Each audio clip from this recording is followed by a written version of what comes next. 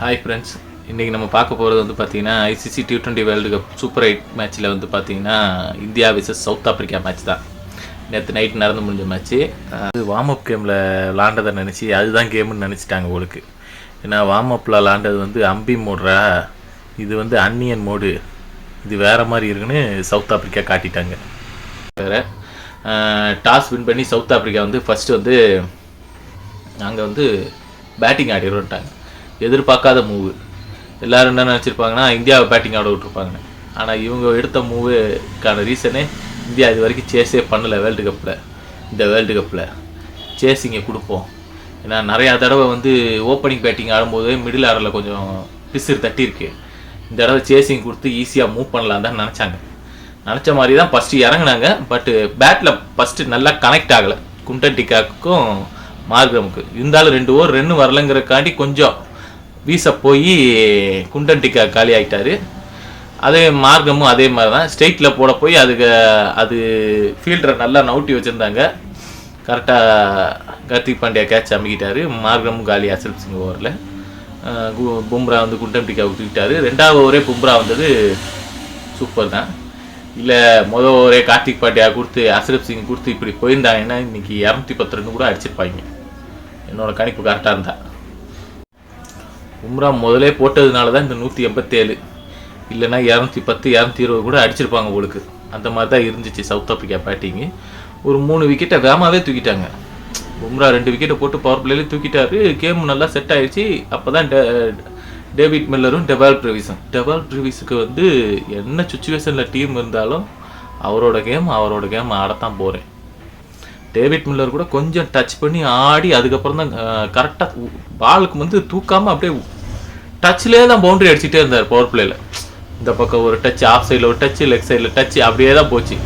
Dewald ப்ரிவிஸ் அப்படிலாம் கிடையாதுன்னு தம்பி, அந்த மாதிரிலாம் ஆட மாட்டேன். என் கேம் ஆடுவேன், ஸ்லாட்டில் இருந்தால் தூக்கி விடுவேங்கிற மாதிரி தான் நல்லா தூக்கி 6 அடித்தார். வருண் சக்கரவர்த்தி ஓவரை வந்து பிரித்து எடுத்துட்டாங்க.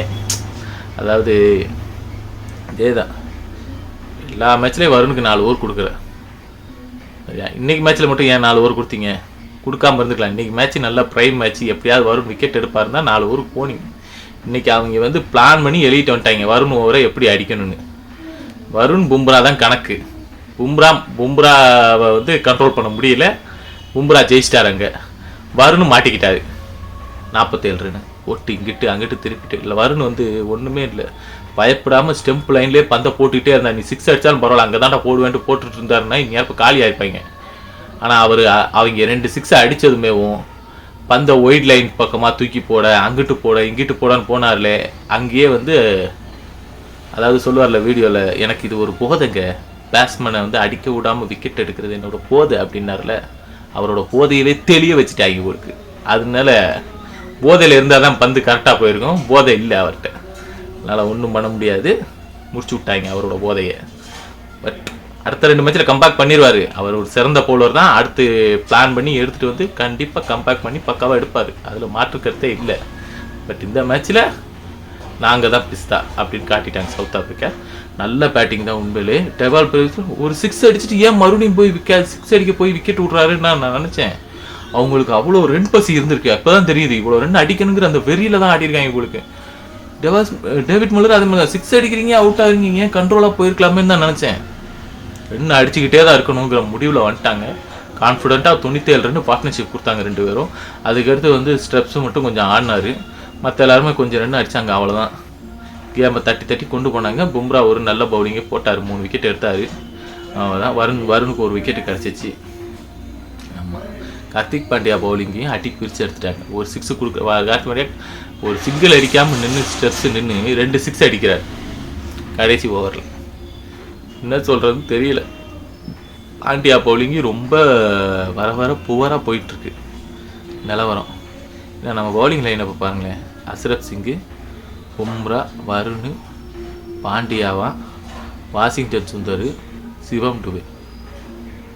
அசரப் சிங் நம்ம பவுலிங் லைனை பார்த்தீங்கன்னா அசரப் சிங்கு, பும்ரா, வருண் சக்கரவர்த்தி, பாண்டியா, சிவம் டுபே, வாஷிங்டன் சுந்தர்னு ஒரு 6 பவுலர் வச்சுருக்கோம்.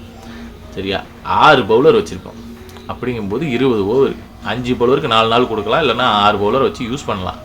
இப்போ வாஷிங்டன் சுந்தருக்கே நீங்கள் ஸ்பின்னருக்கு போக வேண்டிய பவுலர் இன்னும் 2 ஓவர் கூட கொடுத்துருக்கலாம். அதை விட்டு சிவம் டுவே கொடுக்க போய் அங்கேயும் அவர் 10 ரன்னுக்கு மேலே 12 ரன் தான் கொடுக்குறாரு. எக்ஸ்பென்சிவாக தான் போகிறாரு. 16 ரன் 15 ரன் கொடுத்துறாரு ஒரு ஓவருக்கு. அப்படிங்கும்போது அவர்கிட்ட போய் என்ன வேலை? வாசிக்கே கொடுத்து இந்த ஸ்பின்னரில் மாட்டலைன்னா அந்த ஸ்பின்னர் போயிருக்கலாம். நீங்கள் தான் அக்சர் படையில் கொண்டு வர மாட்டீங்க. வைஸ் கேப்டன் கொடுக்க மாட்டீங்க. வைஸ் கேப்டன் பதவி கொடுப்போம், பெஞ்சில் உட்காரு, காப்பி தண்ணி கேட்டால் கொண்டு போய் கொடுங்கிற மாதிரி வச்சுக்கிறாங்க. என்ன நினைக்கிறாங்கன்னு தெரியல. இந்தியன் டீமை பற்றி என்ன சொல்லணும்னு தெரியல. அவர் வந்து எல்லா மேட்சும் இருந்தாலும் ஏதாவது ஒரு மேட்ச் பெஸ்ட்டாக கொடுத்து அந்த டீமை முக்கியமான மேட்ச்சில் வின் பண்ணி கொடுப்பாரு. அக்சர் படையில் ஒன்றும் பண்ண முடியல. அவரை வச்சுட்டு டீ காப்பி கொடுக்குற பாய் மாதிரி உட்கார வச்சுக்கிட்டாங்க. இவர் ஆர்டிக் பாண்டியாக்கு இவ்வளோ ஆட்டிடியூட்லாம் ஆகாது. பார்க்குற மேட்ச் பார்த்துட்டு தான் இருக்கேன். அப்படி கொடுக்குறது இப்படிங்கிறது அப்படிங்கிறது.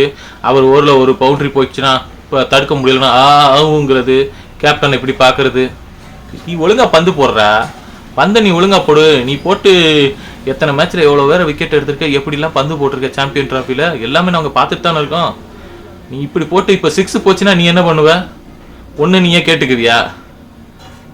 இல்லை பவுண்டரி லைனில் வந்து ஏன்டா 6 போச்சுல அது பால பறந்து போய் இப்படின்னுவியா?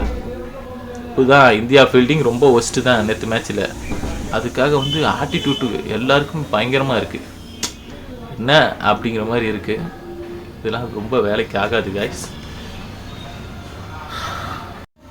இந்த அளவுக்குலாம் கார்த்திக் பாண்டியாவுக்கு ஆட்டிடியூட் இருக்கக்கூடாது. சரியா? நம்ம வந்து நல்லா பந்து வீசணும், நல்ல கேமை கொண்டு போகணும், நம்ம கண்ட்ரிக்காக விளாட்றோம், ஜெயிக்க வைக்கணும். நான் இது வரைக்கும் T20 அவர் பண்ணாததெல்லாம் எதுவுமே கிடையாது. ஒன்று T20 வேர்ல்டு கப்பில் சூப்பர் பெர்ஃபார்மன்ஸ் கொடுத்தாரு. அதனால தான் இன்றைக்கும் கார்த்திக் பாண்டியா வேறத்தை ரீப்ளேஸ் பண்ணுறதுக்கு ஒரு ஆள் கிடையாது. அப்படி இருக்கும்போது அவர் எப்படி பந்து போடணும், எப்படி விளாடணும், முக்கியமான மேட்ச்சில் ஒரு பேட்டிங்கும் சரியில்லை, இதுவும் சரியில்லை. வந்து சரி நெட் ரன் ரேட்டையாவது குறைக்கிறதுக்காவது பாடுபடுவீங்கன்னு பார்த்தா அது கூட கிடையாது. கேஷுவலாக ஆடுறீங்க.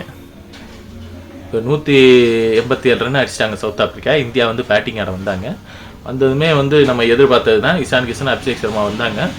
இந்த தடவை வந்து ஸ்ட்ரைக்கரில் இஷான் கிஷன் இல்லாமல் நம்ம போன மாதிரியாவது சொன்ன மாதிரி நான் ஸ்ட்ரைக்கரில் மாறிக்கோங்க, இஷானை ஓப்பன் பண்ண சொல்லுங்கள், கொஞ்சம் அவர் கான்ஃபிடென்ட்டாக ஆடுவார் இருந்தோம்.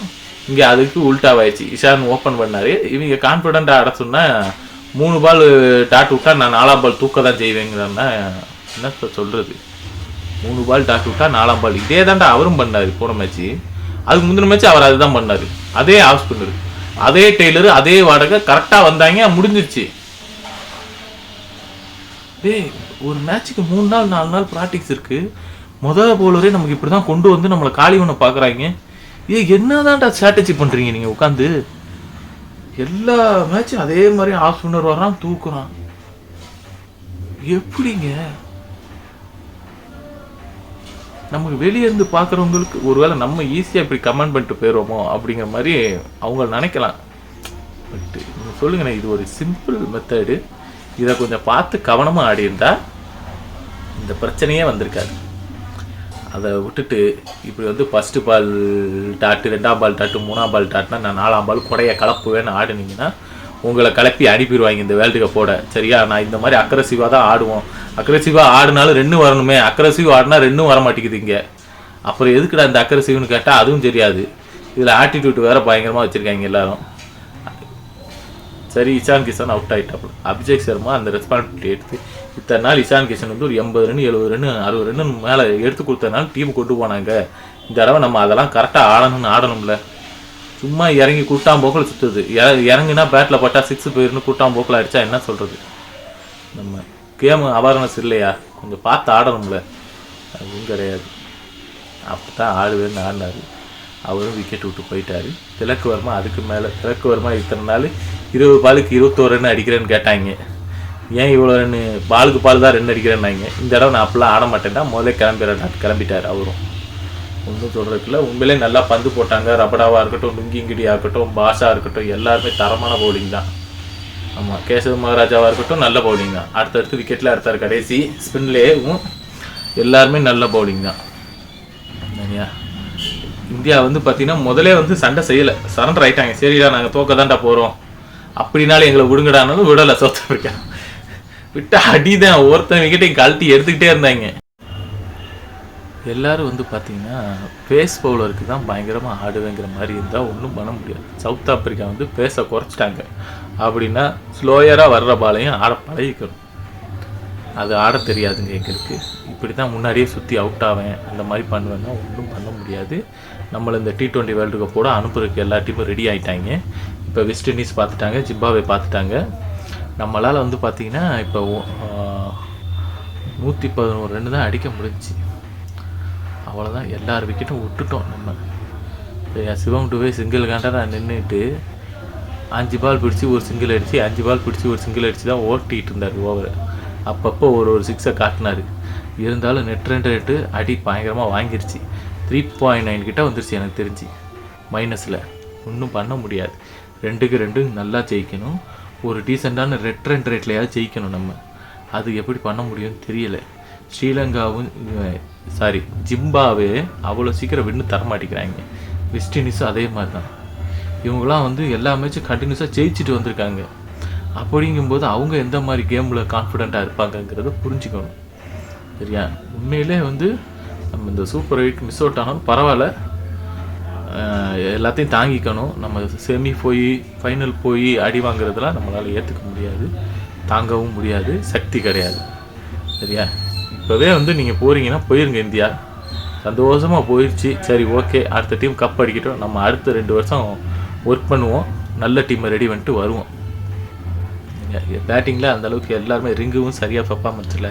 ஹார்திக் பாண்டியாவும் முக்கியமான மேட்சாக இருந்தாலும் சரி, சைடு மேட்சாக இருந்தாலும் சரி, இப்போ எதுவும் பெர்ஃபார்மன்ஸ் பார்க்க முடிய மாட்டேங்குது. ஏன்னா ஒரு மேட்ச் 50 அடித்து கொடுத்தாரு ஓப்பனிங் பேட்டிங்கில். சேசிங்கில் கண்டிப்பாக இருந்து அடித்து கொடுக்கணும், ஆனால் அது பண்ண மாட்டேங்கிறாரு. எல்லாருமே ஓப்பனிங் பேட்டிங்கில் தான் நாங்கள் அடிப்போம், சேசிங்கில் வந்து அந்தளவுக்கு அடிக்க மாட்டோம்னா யார் அடிப்பா? விராட் கோலியை கூப்பிட்டு வர முடியாதுங்க நம்மளால். சேஸ் மாஸ்டர் வரமாட்டார், அவர் பாய் சொல்லிட்டு போயிட்டார். சரியா? அவர் ஓடியில் மட்டும்தான் இருப்பார். அப்போ இங்கே நீங்கள் உங்களுக்குன்னு ஒரு சேஸ் மாஸ்டர் ரெடி பண்ணி வைங்க. அவ்வளோதான், வேறு ஒன்றும் சொல்ல முடியாது. வாசிக்கும் பேட்டில் பட மாட்டேங்குது.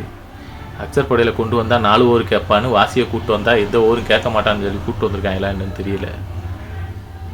ஒன்றும் சொல்ல முடியல. அக்சர் படையில் இருந்தாவது ஒரு பால் ஸ்பீடாக போட்டு ஒரு பால் ஸ்லோவாக போட்டு ஏதாவது ஒரு மேட்சுக்கு பண்ணி விக்கெட் எடுத்திருப்பார்.